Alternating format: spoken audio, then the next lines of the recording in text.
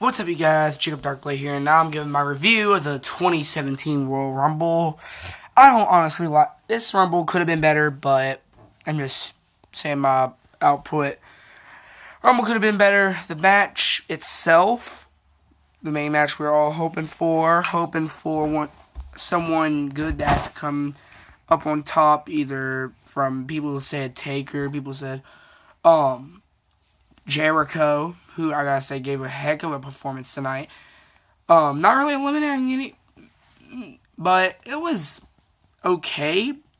But the end was just rubbish. I know I say rubbish a lot. It was just, this ending was complete crap. But let's go ahead and go through the rest of the show. Pre-show, got none of my predictions. I don't think I got any of my predictions right in the pre-show. It was amazing when I did say that Nia Jax was either going to win by, not Nia Jax, but Banks was either going to win by disqualification, but she wasn't going to win clean. I was somewhere right in that. I knew she wasn't going to win, really, because I even talked to Edward, and we were like in the stream, we were like, yeah, she really will not. If she wins, it's by disqualification or count out, but most part, Nia's going to win, because they're basically going to pull a Strowman. But yeah, Nia Jax ended up getting a win. The tag team match for the Raw tag team titles, gotta say, it was pretty good. The second ref was really not in any use. I thought they would utilize that position better, but I know these sleeves are smarter. That's at the pool on a random pair. But the match could have been better with the two ref stipulation. I was kind of right on saying that it was still going to end in some shenanigans, like with the tights. If we didn't have if the second ref wasn't down, or should we say the first ref? I don't care. The pin via the tights would have not happened. Then we got the 6-woman tag. I got that wrong. I'm happy that Mickie James did not get pinned, but I'm still upset that the heels did not win. That was honestly a good match. I don't really know why they had the match. Probably just had a women's match. They knew they needed a women's match because SmackDown had 2 women's matches. But yeah. Then we get into the main show. We start with the Raw Women's Championship match. Shortest match of the night. With Charlotte ended up winning, bleeding on her. I think she bit her lip or something, and then she started bleeding. But near that, it was basically just a slaughter fest, just by Charlotte. She ended up getting the win, retaining the belt, and then we had the WWE World Universal Title match between Kevin Owens and Roman Reigns, with Chris Jericho suspended above the like 20 feet in the air and no disqualification. Personally, it was a really good match. You saw a lot of moments where Chris Jericho was, not Chris Jericho, but Kevin Owens was like, doing this for you, showing that they're a true partnership. But in the end, it kind of went, I honestly thought it went horrible. It was a horrible ending, having Braun Strowman come in and attack Roman Reigns so Chris Jericho could get the pinfall. I don't know what they're doing with Braun Strowman now, but I'll explain more because a lot of people say it's going to be Braun Strowman or Roman Reigns.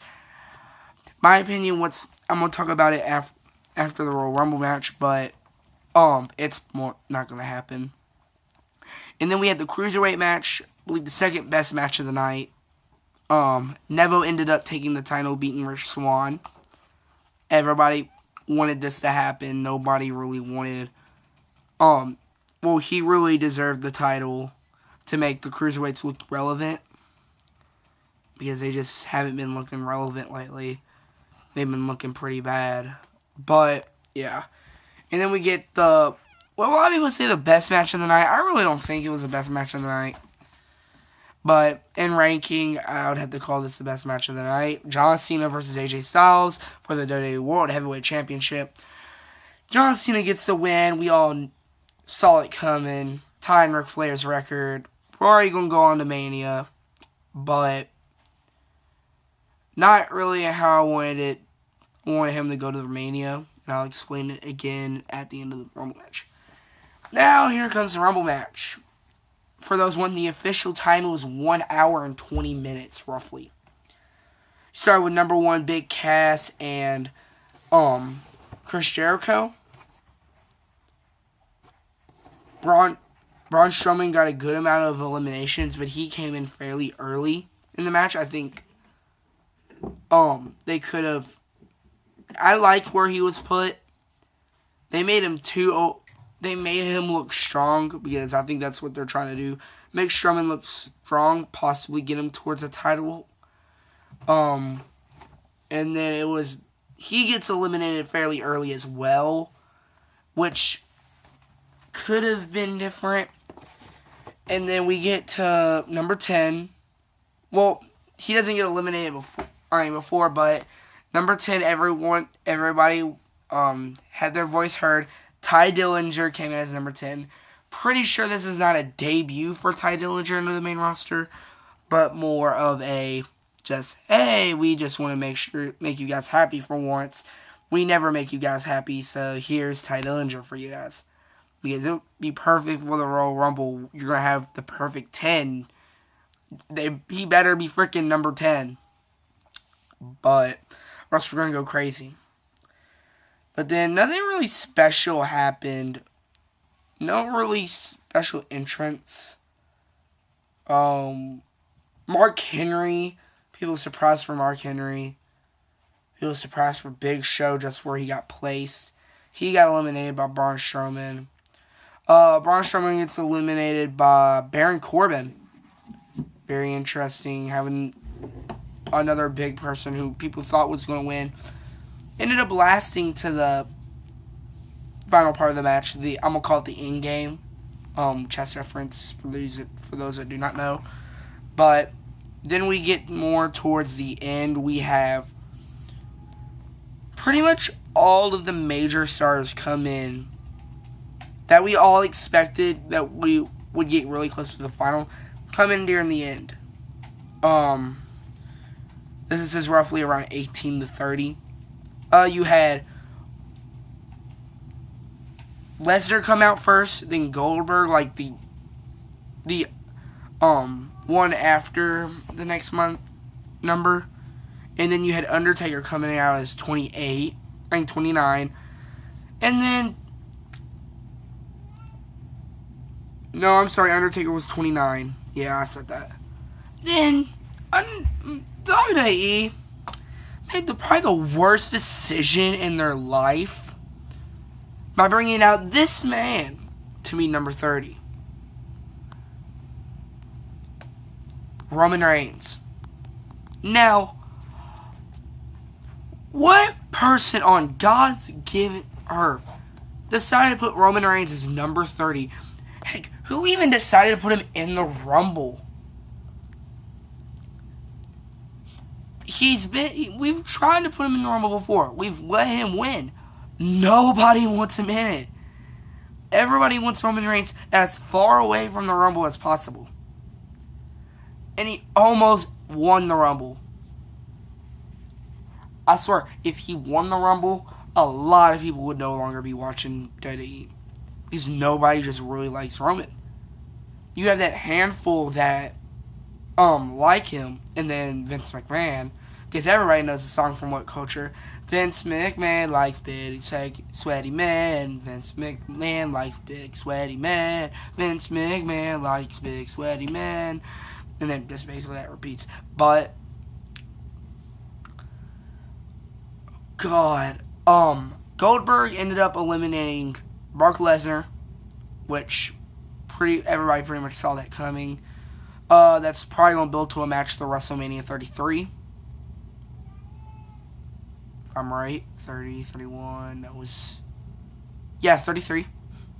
God, I'm about to pull our truth say, it's going to be at WrestleMania 34. That's next year, you dumb. Yeah, but, and then Undertaker ended up eliminating Goldberg, which was fairly decent. Basically, one eliminated the other. And then Undertaker started eliminating a good amount of people. And then Roman Reigns eliminates the Undertaker. And then says, this is my yard now. When was it? Who gave you the right to make this ring your yard? Because you currently have been losing lately. If you had a better win record than 22-1 at 23-1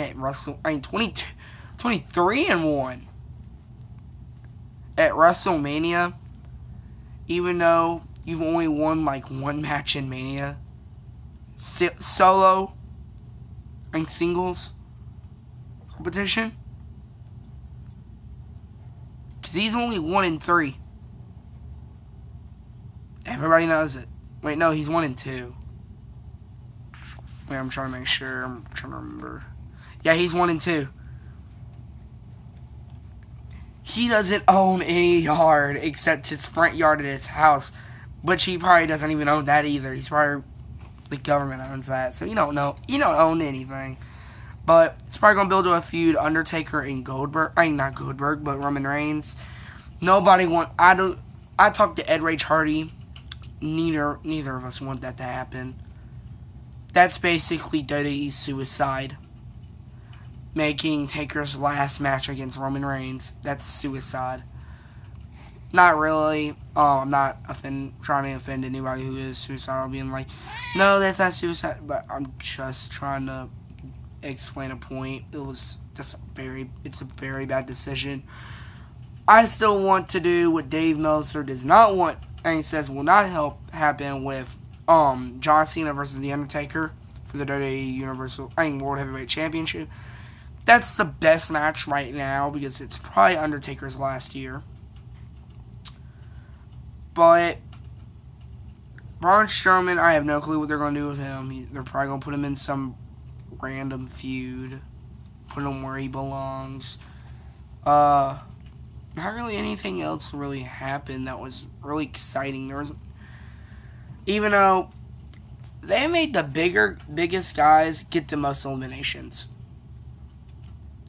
All three members of the New Day and the two members, and then Cesaro and Sheamus were all eliminated roughly at the same time. So there went 5 people. And just... Oh yeah, Cesaro and Sheamus versus the Club. Club won the titles. Fairly good match. Yeah, I already explained that because I was talking about the refs. But yeah, that's pretty much it. Hope you guys enjoyed this video. Hope you guys leave a comment. Hope you guys subscribe for more. Now, don't mind me, but now I'm going to get some sleep. And good night.